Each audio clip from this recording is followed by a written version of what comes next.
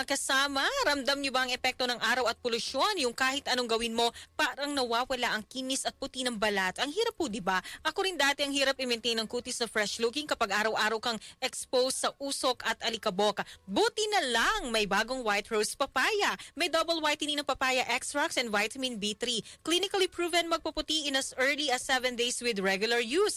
Papaya puti, papaya fast. Available ito sa grocery stores at supermarkets nationwide. Bili na ng White Rose Papaya, papaya puti, papaya fast, White Rose Papaya with vitamin B, manufactured by ACS Manufacturing Corporation, ISO certified, world-class quality. Pagbasa sa Aklat ng Kawikaan, Kabanata 10, Talata 1 hanggang 32. Ang mga kawikaan ni Solomon. Ang matalinong anak ay ligaya ng magulang, ngunit tinik sa dibdib ang anak na mangmang. Ang yamang buhat sa masama ay di papakinabangan, ngunit ang katuwiran ay maglalayo sa kamatayan. Ang matuwid ay binibigyan ni Yahweh ng kasiyahan, ngunit ang masamay kanyang ginugutom naman. Ang kamay na tamad ay tiyak na magdarahop, ngunit magbubunto ng yaman ang kamay na masinop. Ang nag-iimba kong tag-araw ay nagpapakilala ng katalinuhan, ngunit ang natutulog kong anihan ay nag-iipon ng kahihiyan. Ang matuwid ay mag-aani ng pagpapalat kabutihan, ngunit ang bibig ng masama ay nagtatakip ng karahasan. Ang alaala ng matuwid mananatili kailanman, ngunit pangalan ng masamay tiyak na mapaparam. Magandang payo ay tinatanggap ng pusong may pangunawa, ngunit kapahamakan ang wakas ng mangmang na masalita. Ang namumuhay ng tapat ay pinaghaharian ng kapayapaan, ngunit ang may likong landas ay malalantad balang araw. Ang malilikot na mata ay lagi sa kaguluhan, at ang bibig na maluwang hahantong sa kapahamakan. Ang bibig ng matuwid ay bukal ng buhay, ngunit labi ng masama ay nagtatakip ng karahasan. Sa hari-saring kaguluhan ang bunga ng kapuotan, ngunit ang pag-ibig ay pumapawi sa lahat ng kasalanan. Sa labi ng may unawa matatagpuan ang karunungan, ngunit sa likod ng isang mangmang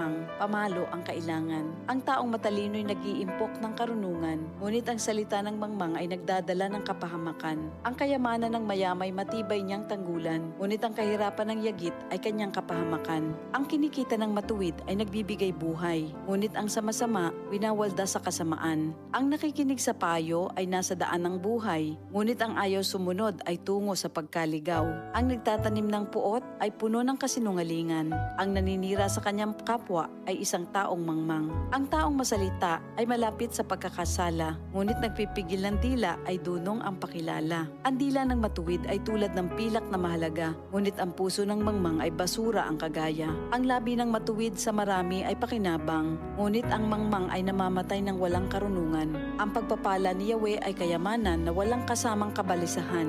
Ang paggawa ng kasalanan ay kasiyahan ng masama, ngunit ang mabuting asal, kasiyahan ng may unawa. Ang kinatatakutan ng masama ay magaganap sa kanya, ngunit ang hangarin ng matuwid ay matatamo niya. Tinatangay ng hangin ang taong masama, ngunit ang matuwid ay gusaling di magiba. Kung paanong ang usok ay nakakaluha, ang suka ay nakakangilo, gayon ang tamad na alipin sa kanilang mga amo. Ang paggalang at pagsunod kay Yahweh ay nagpapahaba ng buhay, ngunit ang mga araw ng masama ay hindi magtatagal.